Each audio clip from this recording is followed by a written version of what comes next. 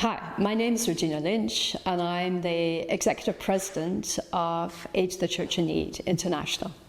What did these 1700 martyrs contribute to the Church today?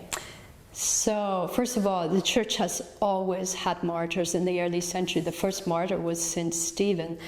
But I think today in our world, they show us that how important it is to live our faith, a faith of love for one another.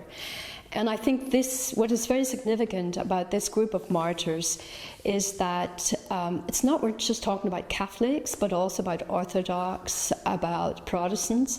If we remember the Egyptians who were executed in Libya in 2015, they came from the Orthodox Coptic Church.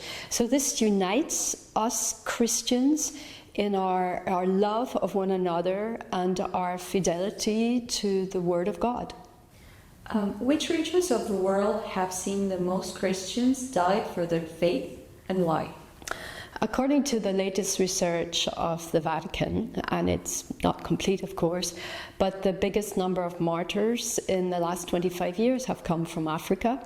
At the moment, the Vatican is speaking about 643 martyrs from Africa.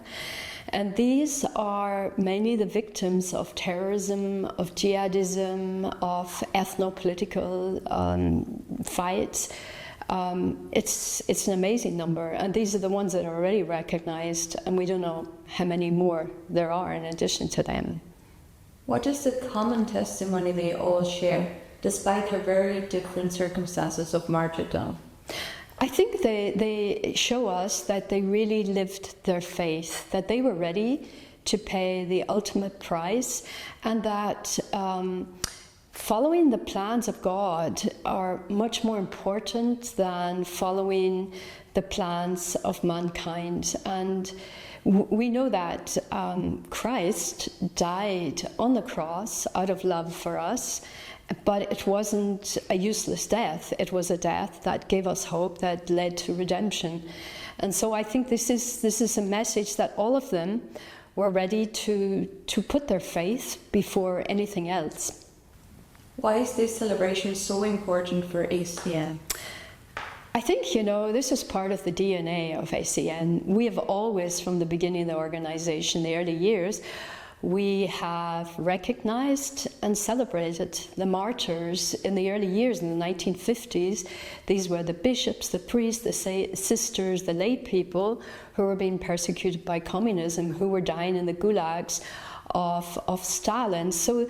And today we continue to do this. We stand by persecuted Christians all over the world, let's say from Pakistan through the Middle East to North Africa. This is what ACN does. We be a voice for these persecuted Christians, and we show them our love and the love of our benefactors and their prayers.